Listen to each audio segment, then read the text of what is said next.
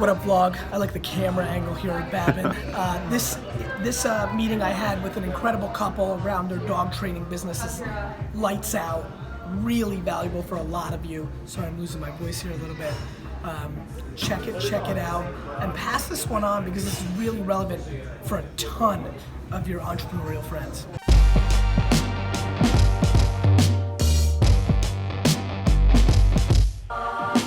What's been the biggest change from when you guys kind of came across my stuff?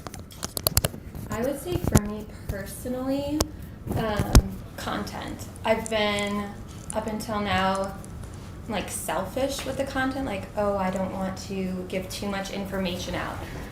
Because every single dog that I've worked with, I've seen results, 100%. It's incredible. So, I haven't wanted to give out that content. And then after listening to you thought it was a secret sauce. Yes, exactly. So I'm like, if I'm going to give this out for free, why would anyone hire me? Why would anybody pay? But it works the reverse. $200 an hour. Total reverse. After listening to you, I'm like, he gives out everything. And people still, he's giving you everything you need. People still want to work with you with their unique business. Sure, because there's always, that's right. Yeah. As much as you learn, there's still the nuances of the details. Exactly. Plus, just the fact that sometimes people just want to pay back somebody that's done right by them. Totally. Like if we designed $1,000 website and logos, you would much rather hire VaynerMedia to do that for you than somebody you might have used in San Diego. For sure. Yeah. That's how it works. Yeah. So that's been the biggest thing for me, for sure. I've seen from you after listening to Gary is patience. He had like zero patience. So right before we started listening to you, I actually reached out to Danielle Bernstein. Do you know who that is? She has the blog We Were What, was on Forbes 30 Under 30 because she was looking for a dog trainer. So posted an Insta story. Yeah, so I reached out to her and she flew me out here mainly because she's like, I interviewed all these other dog trainers, nobody was normal. So she's like, this girl looks normal, I'm gonna fly her out. So after working with her, I would say, so I took a week off, worked with her, stayed with her, helped her introduce her puppy to her other dog and just have that transition smoothly. After that, for about a month and a half, the business declined because I took a week off. And this was right before we started listening to you. And so Michael, of course, is like, oh my gosh, this wasn't worth it. What the hell is happening? I'm like, empathetic. I thought this was gonna be huge. Right. And then once he started to listen to you, he's like, patience. It's not about the present. Like, don't be looking at the present. When we stop focusing on like every single day, oh my God, we're not selling like a package. You know, this person didn't convert. When we just looked at the bigger picture, like the content, that just keep doing, trust in the process. It's brand versus sales. It's Totally. just so big. It's so big. I'm just, people struggle, and I'm empathetic. Like, I'm competitive. I didn't come for, I didn't always have, like, people were like, oh, it's easy when you have it. It's not that. It's that it just doesn't make any sense to look at your life in a 6-week period when your life is much longer than 6 weeks. Right. To me, the biggest disconnect is people's, I always say your ambition versus your actions.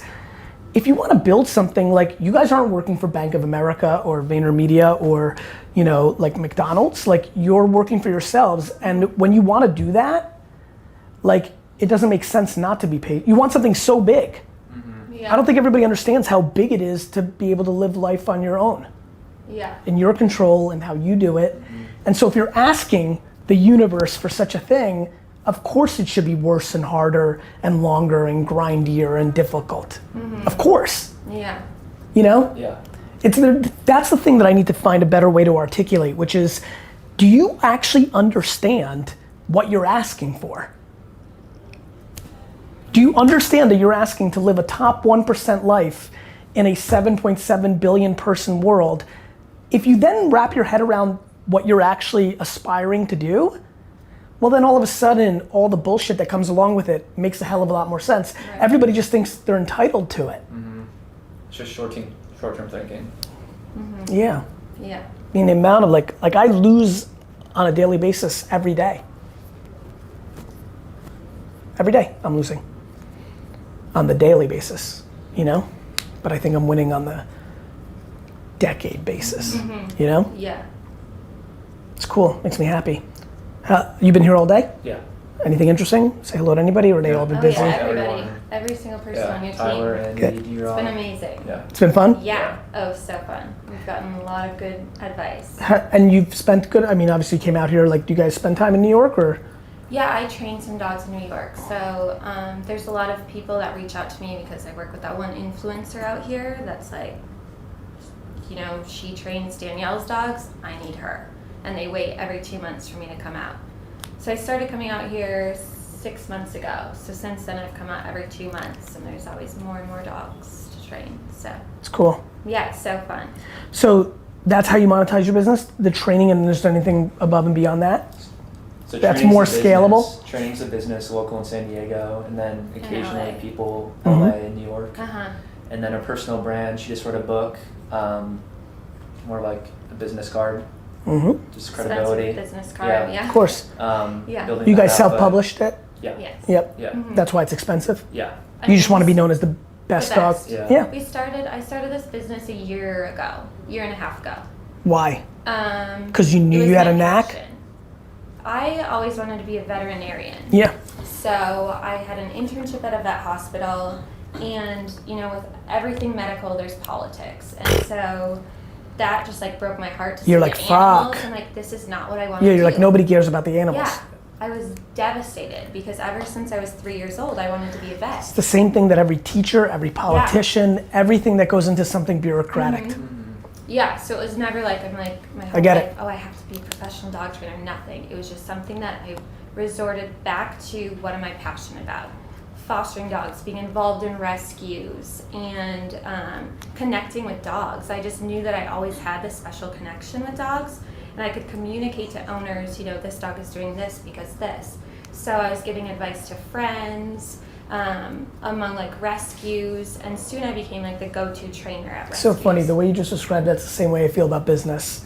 I always know what the other pieces are that create the thing. Right. Which is right. how you thought about it, right? Exactly. Dog's peeing because you're doing this on Yeah. food, or And I the can relation. see that, It's so but interesting. owners can't. That's I get it. exactly where I see it with you. You I get see it. the pieces of business puzzle that other people don't see. 100%. Yeah, totally. So from that, just everybody asking me advice, I'm like, I can make a living off of this, giving my advice, and I just used everything that I've learned. So from where are you putting out experience. content now? Instagram? Facebook and Instagram, YouTube. Facebook. Well, Just started What's- our YouTube Snapchat a little channel. bit. What kind? Like a vlog style? Not quite. How to, like little pieces of content? Pieces of content, so like training sessions, like an hour long, and we're breaking that. Have you like, thought about doing a call-in podcast show like Ask Gary Vee? Yeah, we want to do an Ask the Trainer show. I think you would kill that. Like the amount of people that would call you to a Google Voice number and be like, Yeah. my dog, and you, again, like I do with business, you're like, look, I'm not there, so I don't know what Snuffy's doing, Right. but the 3 cliche things I see when a dog is tearing the fence is, you've got him on a leash too much. Yeah. She's eating the wrong kind of food. Do you have a second dog? Like, if you can, the reason I'm successful is because I can see the pieces. I know the 47 patterns that they normally are. I can do that. The reason I can still do VaynerMedia and other things is surely if I can get more details, then I can 100% get it done. You might not be able to answer everything every time, but you might be able to help 8 out of 10 people. I would highly recommend doing a podcast, highly. And I would highly recommend doing it, asking you questions. That's the whole show. You have to do nothing. You have to have some audience, go on Instagram Live, put up phone numbers, pick the phone numbers. I mean, you've seen Ask Gary Vee, I assume. Yeah. It's not super hard. Yeah. So we've been You- doing it would that work. somewhat. Instagram Live, you think? I would you need to get the phone numbers, right? So whether it's Facebook Live or Instagram Live, I don't know where your audience is, you need to be able to like pick some phone calls, numbers, Yeah. because you don't have a switch desk. So you need to have a phone, Right. speakerphone, or however you do it. I mean, this is my way. There's probably smarter or better ways. Yeah. But you need to just pick phone numbers and be like, hey, Karen from Kansas City, what's your question? Because you don't want them calling and like I don't know if you want, or maybe you do want a switchboard. I don't fucking know, but you know, I don't know how you guys do in San Diego. But you know, bottom line is you want to get a show where you record it and for 30 minutes, 20 minutes, you answer 3 to 5 questions. And I think most knowledgeable professionals, time to go, most knowledgeable professionals should do an ask format show right now on Facebook or in a podcast form or for Google, because Q&A, besides interviewing somebody, Q&A is the easiest way to create content instead of creating it yourself. Yeah. You know the whole document versus create? Well, maybe you guys don't want to be reality TV stars and document your whole day. So if you don't want to go that route, you know, my whole thing is just start. Yeah. And what holds everybody back is creation, which is why documenting over create became such a big thing. But not everybody wants to be on camera all the time. So the next version of document over create is document, Q&A, create. The Q&A is the middle one. The Q&A is the way for you to produce unbelievable content, and you don't have to do anything. Right. You just have to answer 4 questions, which you know how to do. Right. The biggest reason people aren't successful is they don't actually know the answers. They're playing the part. There's a lot of dog trainers that are trying to be celebrity dog trainers on Instagram right now that don't know what the fuck they're talking about. Oh, yeah. In the same way as physical trainers, same way as business gurus, wine experts, sneakerheads. There's a whole lot of fucking faking going on. But if you actually have the goods, Q&A, you know why? You can show your skills on the spot, you're not scared of anything. You know why all these fuckers don't do Q&A? They want to control the message. They don't have the fucking answer. Q&A, you're on the spot. Right. The reason I only want to do Q&A is that's where I get to show my strength. Yeah. Totally. Cool, gotta go. Awesome.